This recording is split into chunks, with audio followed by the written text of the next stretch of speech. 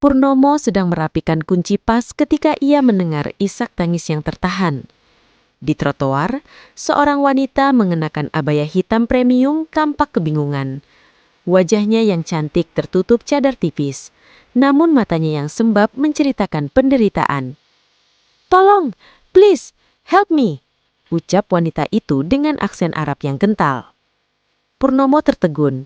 Ia segera berdiri, mengelap tangannya ke celana kerja yang dekil. "Ada apa, Mbak? Kenapa menangis di pinggir jalan begini?"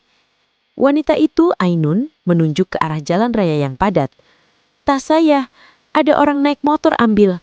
Semua di sana. Paspor, uang, ponsel. Saya tidak punya apa-apa sekarang." Purnomo merasa dadanya sesak.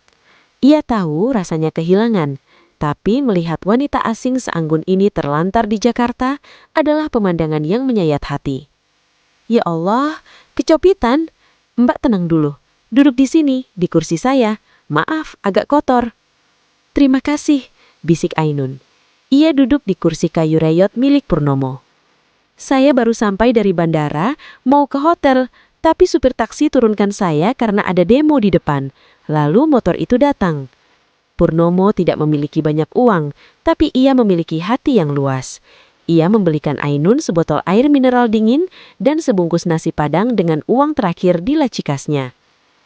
"Makan dulu, Mbak. Nama saya Purnomo. Mbak namanya siapa?" "Ainun," jawabnya singkat sambil menerima air itu dengan tangan gemetar. "Saya ke Indonesia untuk mencari kerabat almarhum ibu saya di Bogor, tapi saya tidak tahu alamatnya karena semua data ada di ponsel." Purnomo mengangguk paham. "Mbak Ainun jangan takut, saya memang cuma tukang tambal ban, tapi saya bukan orang jahat. Malam ini, Mbak bisa istirahat di rumah ibu saya. Di sana aman. Besok kita ke kantor polisi dan kedutaan." Ainun menatap mata Purnomo. Ia melihat kemuliaan hati yang tidak dimiliki pria-pria kaya yang melamarnya. "Ia menjagaku tanpa menyentuhku. Ia memberiku makan saat dirinya sendiri lapar. Aku tidak ingin pulang kecuali kamu bersamaku." Purnomo terperangah. "Mbak, saya ini cuma kuli. Mandi saja pakai sabun batangan murah. Saya tidak pantas." "Pantas atau tidak, itu Tuhan yang tentukan, bukan status sosialmu," tegas Ainun. Perjuangan Purnomo tidak mudah. Ia harus terbang ke Saudi, belajar bahasa, dan membuktikan diri di hadapan ayah Ainun.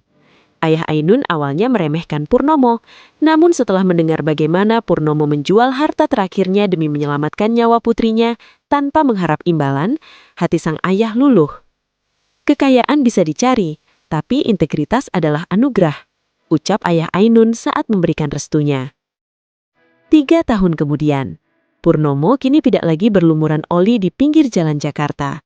Ia mengelola sebuah perusahaan distribusi otomotif di Jeddah. Namun sifat rendah hatinya tidak berubah. Suatu sore di balkon rumah mereka yang menghadap ke Laut Reboh, Ainun menyandarkan kepalanya di bahu Purnomo. "Mas Purnomo, ingat saat pertama kali kita bertemu?" tanya Ainun sambil mengelus tangan suaminya yang kini bersih, namun tetap kuat. Purnomo tertawa kecil.